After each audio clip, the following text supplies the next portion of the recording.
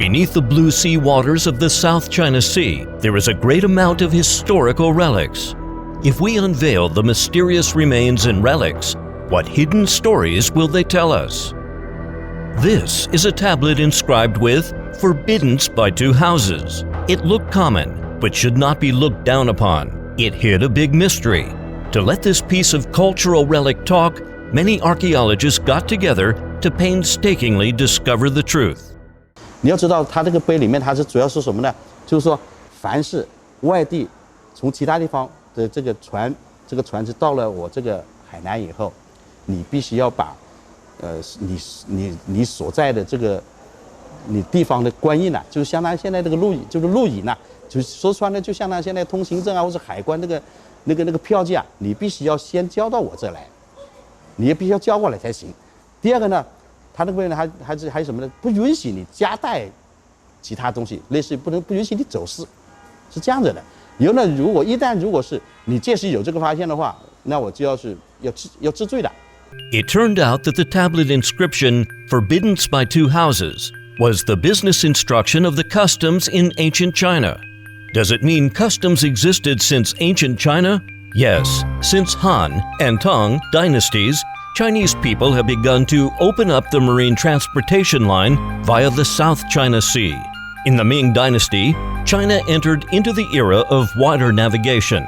Zhenghe's fleet traveled all the way to the Persian Gulf and the Red Sea, and to Mombasa in Africa and Timor in South Asia, consolidating and expanding the famous Maritime Silk Road.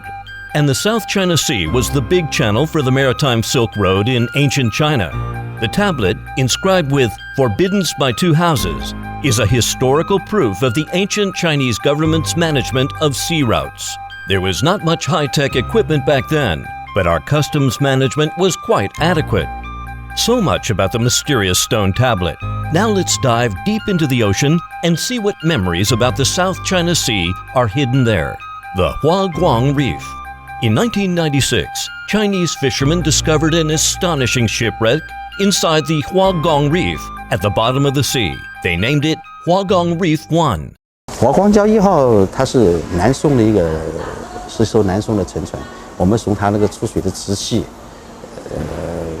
气候来这个包括器物上的铭文啊，包括这器物上纹饰啊，来判断它是南宋来，一共打捞出500多块船板，虽然是不完整，当然依然我们能看出大概宋代的这种造船技术，包括这个隔水密封腔啊，这个它都有这种结构在里面。除了这个瓷器，还有一些铁器。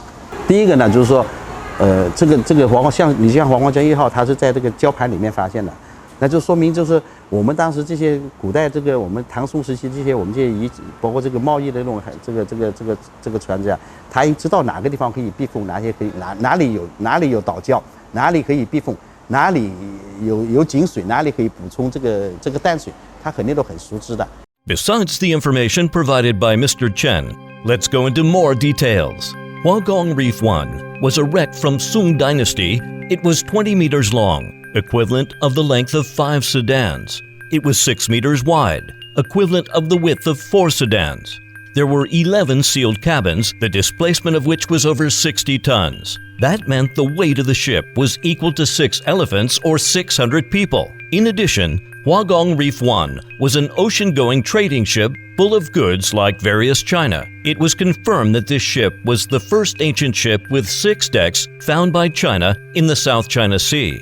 It was also the first well-preserved ancient wreck in the high seas discovered by China. The wreck was deep down on the seabed. That's why the excavation lasted 2 whole years. There were 2 phases.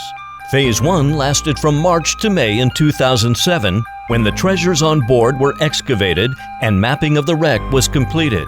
Phase 2 was from November to December of 2008. The excavation of the body of the ship was finished, and the parts of the ship were numbered and mapped by serial numbers. They were shipped to the Hainan Museum for protection through desalination and dehydration. Finally, the body of the ship was restored. Huaguang Reef 1 was an important historical relic from the Maritime Silk Road in the South China Sea. It was a gigantic cultural treasure house beneath the South China Sea. The wreck in the deep sea was astonishing, right? It was just the tip of the iceberg compared with all historical relics in the South China Sea. Now, let's take a look at the Museum of Tang and Sung dynasties. Let's first come to the Round Island, Sweet Spring Island of Xisha. There are 2 wells, the water of which tastes sweet and nice. That's how the island got its name, Sweet Spring. The Museum of Tang and Sung dynasties was found hidden on the island, where there were a large amount of ceramics, broken pieces of iron pots, and other things for production and daily life in Tang and Sung dynasties. What's more, they once built the underwater constructions here. It seems that the ancestors in Tang Dynasty lived a comfortable life on the South China Sea. 他们虽然到那边以后呢，他不光在这个做贸易，因为他而且呢，他保留很多我们很多中国这种传统文化，乃至什么呢？他搞盖房子或者盖宗祠的时候，他都所有的建筑构件都是就是它的形制啊，包括都是从我们内地拉过去的。 The ancestors in Tang Dynasty left the constructions and China. What treasures did the ancestors in the Ming and Qing dynasties leave there? On the islands and reefs such as Woody Island, Money Island, Prattle Island, East Island, and North Island of Xisha Islands, a large quantity of copper coins, ceramics, and other daily necessities of Ming and Qing dynasties was unearthed successively. On the major islands of Xisha and Nansha Islands, the relics of ancient temples were also found. We couldn't help but be amazed. Our Chinese fishermen were really capable. They were not satisfied just with the basic living conditions, but had higher spiritual pursuit. From far above the islands to beneath the sea, all kinds of cultural relics and remains are our ancestors' pleasant memories of the sea. The sea has never changed. We were here 1,000 years ago, and we will still be here 1,000 years later. Chinese people's feelings for the South China Sea will never change as time goes by.